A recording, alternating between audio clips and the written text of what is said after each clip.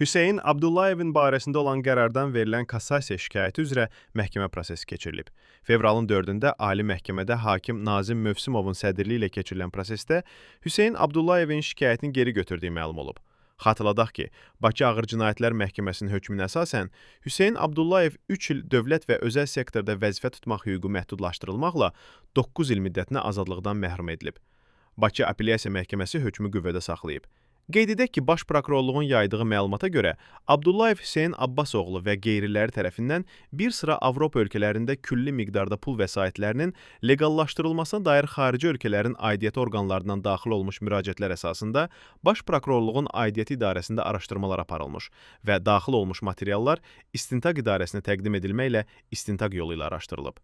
İstintaqla Hüseyn Abdullayevin bilə-bilə cinayət yolu ilə əldə etdiyi əmlakın həqiqi mənbəyini gizlətmək məqsədi ilə özünün və ailə üzvlərinin adlarına ölkəmizdə fəaliyyət göstərən banklarda açılmış 7 bank hesabı vasitəsilə ümumilikdə 5,5 milyon manatdan artıq pul vəsaitini müxtəlif fiziki və hüquqi şəxslərin Azərbaycan Respublikası və xarici ölkələrdəki bank hesablarına köçürməklə, konvertasiya əməliyyatlarını həyata keçirməklə, habelə qanunsuz əqzlər bağlamaqla yaxın qohumunun adına Azərbaycan Respublikası ərazisində daşınmaz əmlaklar alaraq həmin məbləğdə pul vəsaitini leqallaşdırmasına əsaslı şübhələr müəyyən edilib. Toplanmış sübutlar əsasında Hüseyn Abdullayev Cinayət Məcəlləsinin 193-1.3.2 cinayət yolu ilə əldə edilmiş xeyli miqdarda əmlakı leqallaşdırma maddəsi ilə təqsirləndirilən şəxs qismində cəlb edilərək, barəsində müstəntiqin vəsatəti və ibtidai araşdırmaya prosessual rəhbərliyi həyata keçirən prokurorun təqdimatı əsasında məhkəmənin qərarı ilə həbs qətimkan tədbiri seçilib. Cinayət işi üzrə ibtidai istintaq tamamlanaraq, baxılması üçün aidiyyəti üzrə Bakı Ağır Cinayətlər Məhkəməsinə göndərilib.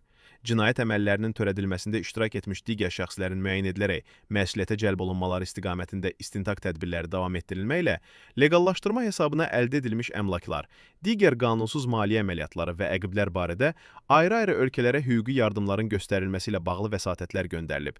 Eləcə də həmin ölkələrin səlahiyyətli orqanları ilə qarşılıqlı əməkdaşlıq çərçivəsində zəruri olan bütün tədbirlər icra edilir. Qeyd edək ki, Hüseyn Abdullayev 2018-ci ildə həbs edilib. O, xeyli miqdarda maddi ziyan vurmaqla dələduzluqda ittiham edilərək 6 il müddətinə azadlıqdan məhrum edilmişdi.